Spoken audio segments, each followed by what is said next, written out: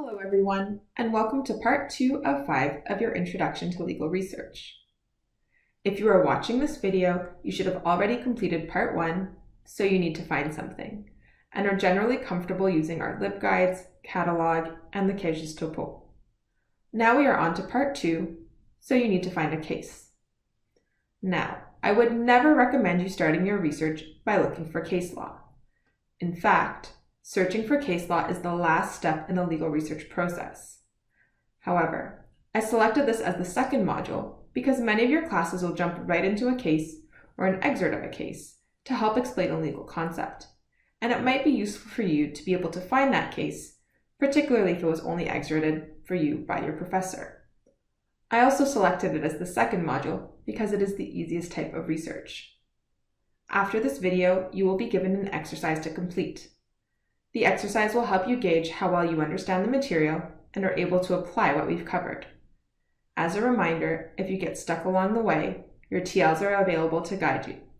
I am also available to meet with you virtually or in person. As I mentioned in the introduction last week, I will start each of the next 3 modules explaining what a citation looks like for that particular source of law. So let's start with jurisprudence, also known as case law. We'll do just the basics, bare minimum, to help you understand what you are looking at and where to find it. The idea being that this will help with the research bit coming up. The McGill Law Journal will then do a more complete citations training with you in the coming weeks. The first thing to know about case law is that there are 2 ways you can cite case law, using what we call a neutral citation, if it is available, or using what we call reporters, which are literally just books where court and tribunal decisions are reported.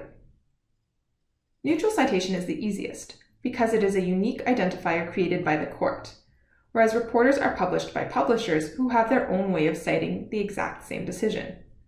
Neutral citations are not available for all decisions, unfortunately.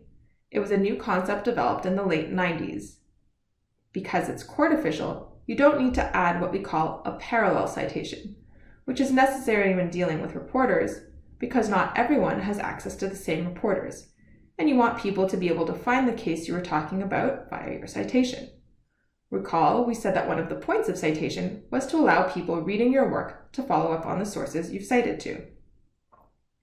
So neutral citations are easy to recognize because there are no special characters like brackets or parentheses in the middle of the citation, and you can see the name of the court or tribunal in the citation. Whereas with reporters, you get an abbreviation of the publication title and the series number where applicable, as you'll soon discover.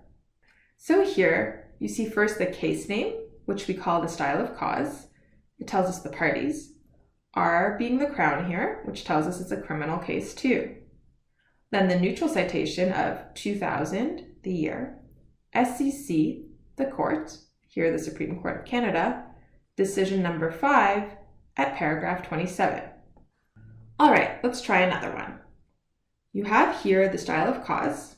Again, we have a criminal case here from 2004 at the court ABQB, so AB for Alberta and QB for Queen's Bench. Decision number 60 at paragraph 12. Again, the point here is that you can recognize a case by the way it is cited, with the parties first, then the information about when and where the case was heard. The list of tribunal and court abbreviations is in your cite guide, and you'll cover that with the journal citation training. But generally, you'll be able to spot the jurisdiction fairly quickly from the abbreviation alone. So before the late 90s, before neutral citation, case law was reported in what we call reporters. And there were competing reporters by different publishers, often repeating the same decisions because you'd get reporters not only by court, but also by practice area, for instance. I'm a little oversimplifying here, but essentially, as I mentioned before, in order to ensure that people could access a cited decision, people would give 2 citations, a main one and a parallel one. So here you can see a citation for one of the Morgentaler decisions.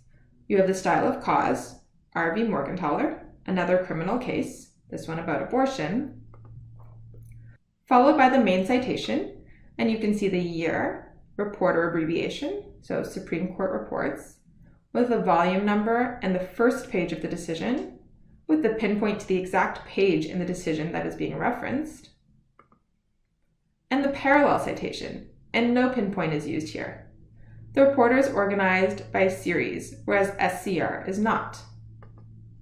And just to give you an idea, here are a bunch of other parallel citations to reporters that I could have used instead of the Dominion law reports. Like I said, sometimes cases were really published in a lot of competing reporters.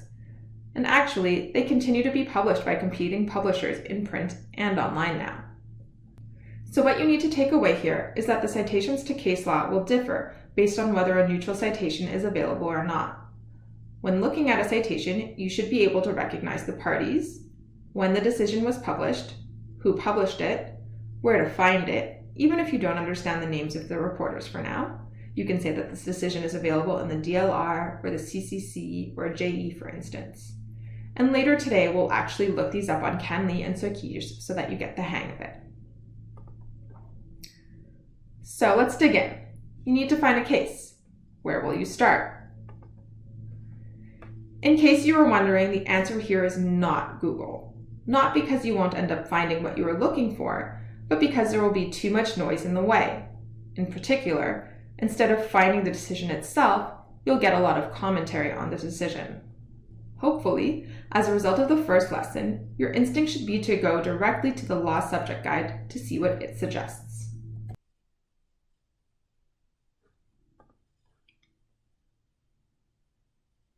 Right away when you click in, you'll see your key resources to the right. There aren't any descriptions here, but with time you'll discover that most of them actually include case law databases. But let's say you really didn't know, and you're looking for a Canadian decision. You'd select Canadian law, and then you can either read through the key resources here, or click into the Jurisprudence tab. So these would be the most recommended databases for Canadian jurisprudence. Note, however, that there is another guide for Quebec law. Today we'll be looking at CanLII in particular, but note that you can consult these other resources too if you'd like.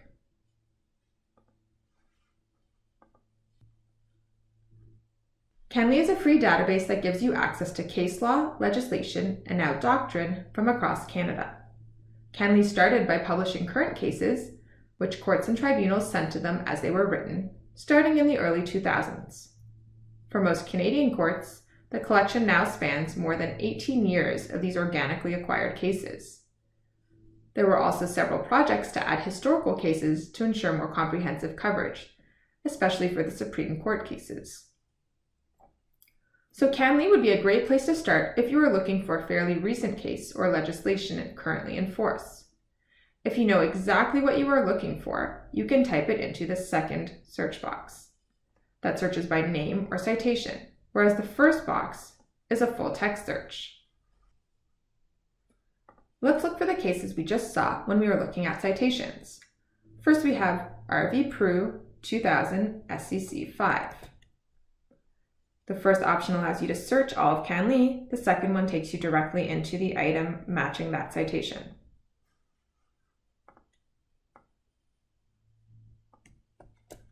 Then we have RV Senko 2004 ABQB 60.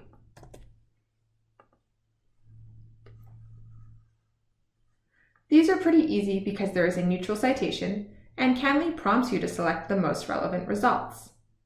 Now let's try Morgentaler, which is a great example because there are so many Morgentaler decisions. This is really where citation becomes important because you want to ensure you are referencing the right case. So the Morgentaler decision we are looking for here is 1993 3 SCR 463. And you can see that when I type in, we are actually looking for the second case, not the first. So that is how you would find a specific known case. Now CanLII is also a good starting point for your research when you are looking for cases, legislation, and increasingly articles that support a specific argument or that discuss a particular issue. As I mentioned earlier, the first box in CanLII allows you to do a full text search. It isn't natural language, so you can't just ask a question like you would to Siri or Alexa, the way you can do in some other databases. To have a strong search query, you should use Boolean operators like and or not. And what you'll find to be very useful in law are the proximity operators like /s or /p or /3. And of course, don't forget the exact phrase. So let's say that you're writing a paper on a life imprisonment sentence, and you want to find some cases where a sentence of life imprisonment was handed down to see what sorts of crimes led to that sentence. We could search something like this. So the term life imprisonment within 2 words of sentencing or sentence or anything else with a root sentence, and something with a root crim. So criminal, criminality, crime. Press enter, and you can see that there are over 3,000 results, including almost 3,000 cases. Now let's say you were only interested in those cases where there was no eligibility of parole for 20 years. We could do something like this.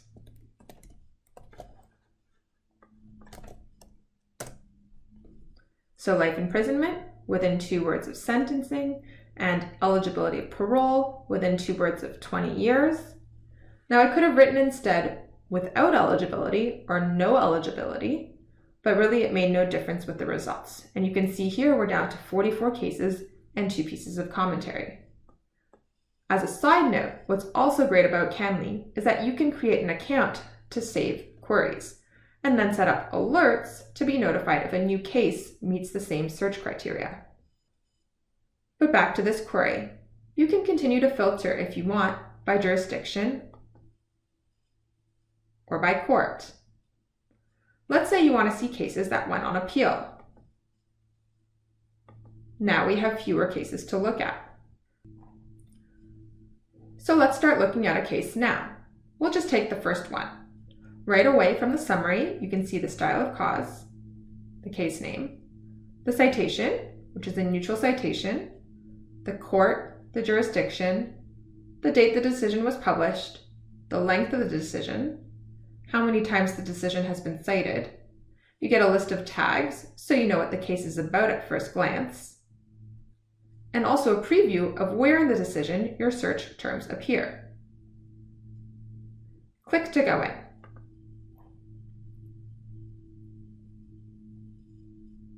At the top, you see a history. That isn't just what precedes the decision, but also what follows. It's the whole history of the file. Then cited documents, that is, a list of documents cited in the decision, including legislation and case law, with links if available on Canly. Then cited by, for cases that cite to this decision, and, if applicable, any summaries on Canly of the decision.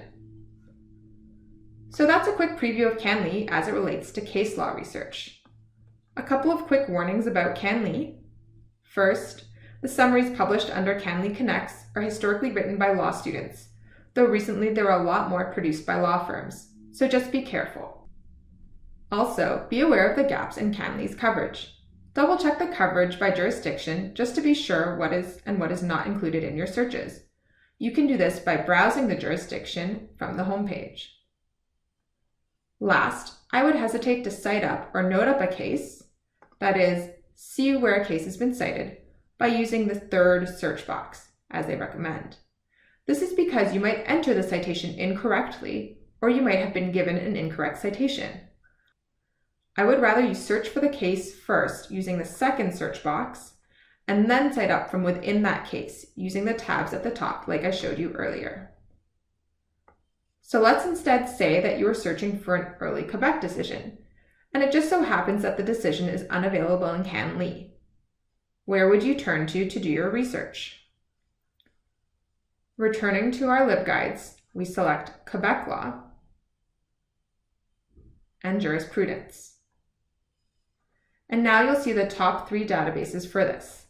Now the Cage's jurisprudence actually only contains what is in Canly. And while La Référence does have jurisprudence, it is really much stronger for doctrine. So instead, we'll be looking at Socige, which really has the most complete case law content of all the databases. Donc, c'est quoi Socige? Tout d'abord, c'est une organisation mandatée par le gouvernement de diffuser le droit au Québec. Pour ce faire, Elle offre une banque de données juridiques, aussi appelée SOCIJ, anciennement Azimut, laquelle contient des résumés et textes intégraux de jurisprudence québécoise, ainsi que des références de doctrine québécoise. Pour y accéder, il vous faut un code d'accès. Ce code vous accompagnera durant vos études à la faculté, mais il est désactivé chaque été. Pourquoi est-ce que c'est désactivé? Car ce n'est pas un outil gratuit comme Canly, et les étudiants ont l'habitude d'utiliser leur compte SOCIJ quand ils travaillent pour des cabinets durant l'été pour minimiser les frais. SOCIJ is a notoriously challenging database to use, and students often have difficulty using it. They end up racking up bills in the hundreds, if not thousands of dollars, and these fees must be absorbed by the firms because clients don't want to pay for it. This is why we recommend that you practice as much as possible while you're here and it's free for you. The same thing goes with Westlaw and QuickLaw and other paid databases. I've seen invoices in the thousands of dollars because young lawyers would do all their searches in Westlaw instead of doing background research first in print books, preliminary searches in Canly, etc. So step 1 in getting practice is signing you all up for accounts. During integration week, you all signed a consent form that allowed us to transmit your personal information to SOCIJ, which in turn allowed for the creation of these accounts on SOCIJ's side. Now you just need to activate it. On this slide are the steps to activate your SOCIJ account. Please pause this video and follow the steps to activate your account. So let's try searching SOCIJ. If your activation credentials did not come back yet, please consider rewatching this part of the lesson once your credentials come in so that you can follow along. One of the strongest features of SOCIJ is their consulter par référence option. This is fantastic when you are presented with an obscure citation and don't quite understand the abbreviations. This will be particularly the case for older pre-neutral citation cases. For instance, let's say you were searching this decision. Lots of abbreviations, likely nothing you've seen before. So you head to SOCIJ, enter your credentials,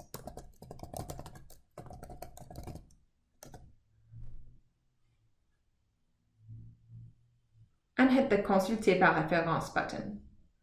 Then you start filling in the fields based on one of the citations you've been given, either the main one or parallel ones. Now scrolling through the list of options, I don't see a TP, so I can move on. There's the AZ, which is a code indicating the SOCIJ code as opposed to another publisher's code. You will always have the option of searching for an AZ citation here. So we could type in 79041297 in this box. Or we can look up the DDCP option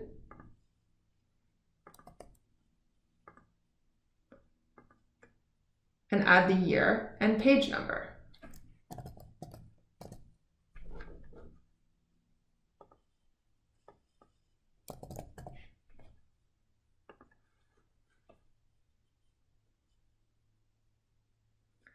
And that brings us to your case. You'll often have a summary prepared by the lawyers at SOCIJ, the ability to download the entire decision, a way to see the history of the case, and where it has been cited. So in practice, the $sign that I hit when consulting the reference means that you would pay for the particular task you were doing or the document you were downloading. Our search today would have essentially cost about $10 if memory serves. Another useful feature of SOCIJ is to search for cases through their classification scheme.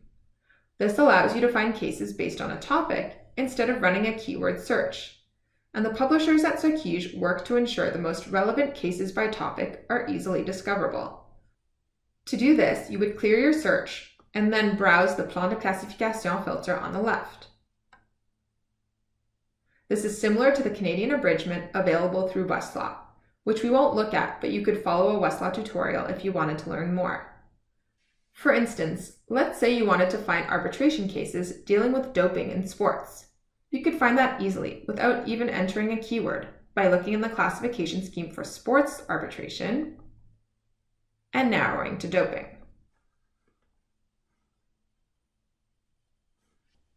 And that's all for this lesson. Evidently, there are other databases you can use to search for case law, and with time you will develop your own preferences. Know that we do offer training throughout the year on particular databases, so keep an eye open for those.